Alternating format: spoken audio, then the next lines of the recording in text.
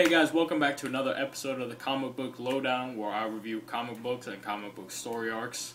Today we're going to get right back into it, right back into Deadpool, Dead, Part 2. This is issue 51. I actually have the variant cover here. The original cover is with Wolverine, and the background is white, and Deadpool's in his red costume. But I think this is like the best Deadpool cover I've seen. It's pretty cool. Cover done by Dave Johnson.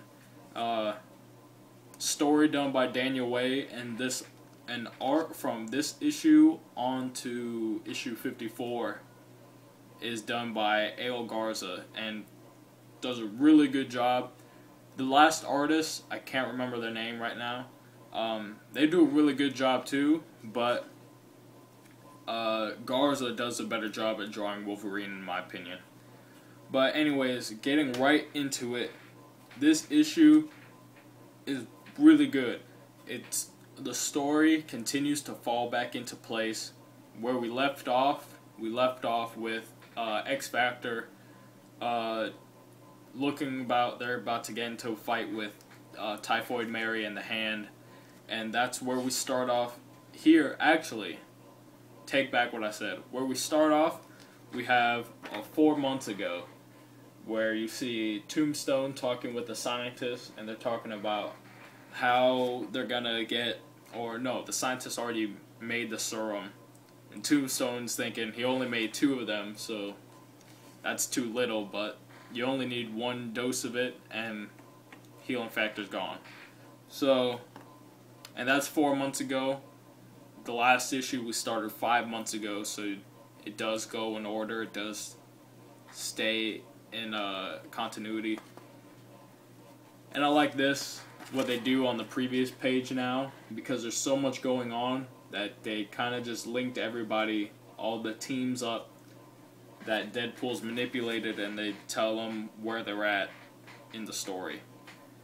But getting into it, X Factor is fighting the Hand and Typhoid Mary without Deadpool. Deadpool teleported away. And Wolverine decided that he's going to take Typhoid Mary out of the apartment building where they're fighting. And by doing that, he tackles her out of the building, out of a window in the building. You see really cool panel right there of Wolverine. And then he takes her out of the building. So, a lot of action right away. And here's the real gruesome part. While they're free-falling off the building, Wolverine asks if she has any last words. And she replies, "You first." And she stabs him through the neck. And that was just really gruesome. But won't kill him, so he's okay. While this whole fight is happening, Deadpool and Bob are on a rooftop of another apartment, and they're just looking in.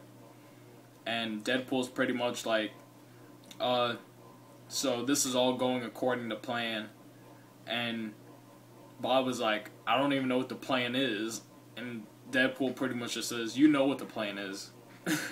And so they're like, "We need to get out of here before we get spotted." And just as soon as they're about to get out, you just see Spider-Man comes in, making a cameo.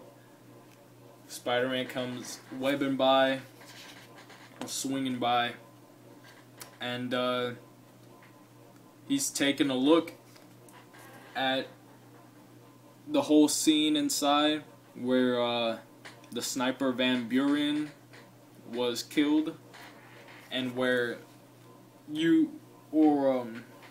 where they originally thought that in the last issue they thought it was Deadpool. Then they later decided that it wasn't Deadpool and that it was the Hand and Typhoid Mary. Later in this issue, in the next page, we find out that it was not the Hand and it was Dawkins. Wolverine says that it was Dawkins, that he knows for a fact that it's Dawkins' work that was done in there. And so that's how we find out who killed the sniper. And back to the Spider-Man thing. I really like what they do, and they even mention it. Deadpool mentions it 2 pages or a couple pages from now. And I'll go into it then. But what I really like is Deadpool mentions in here that they got really close to being spotted by Spider-Man. So as a diversion, Deadpool started a fake gang war by blowing up a bunch of Kingpin-run businesses, which they find out by listening to the news.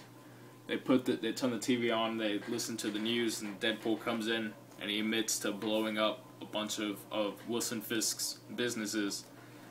And so they're really mad at him for that. Wolverine tries to throw a punch at him, and he catches the punch, and then Wolverine just takes his claws out right through Deadpool's hands. And Deadpool says that he should have expected that. But anyways, so the reason that Deadpool started the gang war was because Spider-Man was hot on X Factor's trail, and he needed a diversion. And I really like what they did, because Deadpool then mentions, he's like, first Spider-Man, then who next? The Fantastic Four, the Avengers? And then he says that you can't just expect that we could do our thing right in the middle of New York City. This is pretty much where all the superheroes live. And I thought that was cool, because it really is. And you would expect that more times they run into each other when something big like that is going on. So they just use that to their advantage right here by putting Spider-Man in it, not to say anything at all, just for 1 page, and just to show that all the superheroes are still around. It's not just their own little world. So back to that, or back to what's going on now. They eventually just they decide that Deadpool was right. He did the right thing by making a diversion for them. And so Wolverine says that it could work. Deadpool asks if that was his apology, and Wolverine says that's as close to one you're gonna get. So Deadpool says, well, this is as close as I'm gonna get to accepting it. And then he shoots Wolverine through the calf muscle.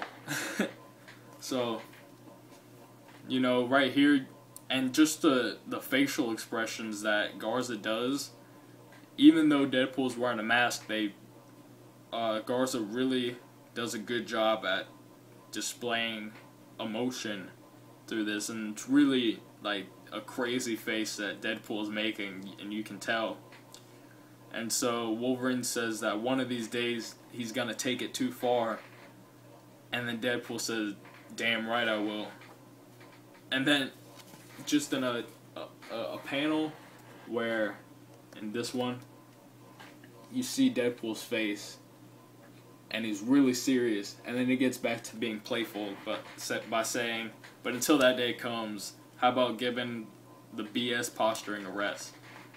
And so I really like what they did in this issue by showing more of Deadpool's crazier side, that he can go from like happy, funny Deadpool to like crazy, serious Deadpool, and then back very quickly. So in the meantime, Bob is trying to make a negotiation with Tombstone. I'm guessing this is part of the plan that they had, where well, they say it later in the next issues that the plan was for Bob to pretend to betray Deadpool by asking Tombstone for the serum, so that Bob could then use it on Deadpool. And so that's what Bob's doing there. And then they go to another time jump. There's not that many time jumps in here, so that's why I'm not complaining about it. There's only like maybe 2 or 3 or something like that. So they go to an earlier time where Kingpin's like, how'd you get in here? And shows that Tombstone is in Fisk's mansion, and they're pretty much just talking about like, why are they coming at each other? And then they both realize that neither one of them is coming at each other, that for whatever reason this whole gang war was made to look like a gang war, and really neither of them have any beef with each other. So and Tombstone asks Kingpin if he's had any strange visitors lately, and that's probably going to Bob, or it's either referring to Bob or Daken, but I think it's referring to Bob as the strange visitor. You go back to now, and you see Tombstone talking to somebody in, I'm guessing it's a bar, but there's like a pool table in here or whatever. So Tombstone's in the shadows here, and he's talking to a guy right there, and he tells the guy to pull a car around, that they're gonna go to the scientist lab, and then Daken, you see, intercepts the guy, and he pretty much demands the guy tell him where the scientist lab is, and I'm guessing that he kills the guy and also takes his car. So next you see just X Factor planning out what they're gonna do next, and why Daken wants it. They're thinking about why Daken wants it, and Wolverine says that the reason Daken wants the serum is to use it on Wolverine. And so Wolverine pretty much says that he's not the one going to be able to like take Daken down. So Deadpool volunteers himself to do it. Tombstone leaves the building, finds that his car is not around. So he just steals this guy's car, just tells him to get out. And this is a funny part. They show the guy calling 911 while Tombstone's driving away, and he says, somebody just carjacked me. And then he's like, description? And then he just says, terrifying. So I thought that was pretty funny. And at the end of the issue, we find out that Daken burned down the lab and killed the scientist in the fire right at the end of the issue. So I guess that Daken now has the serum because he wants it and he's been at the lab. So you can kind of just infer that he has the serum now. So anyways, to wrap it up, Deadpool issue 51 from the Dead story arc. Really good issue, starting to the pieces of the story are starting to fall into place. There's not a lot else to say about this, honestly.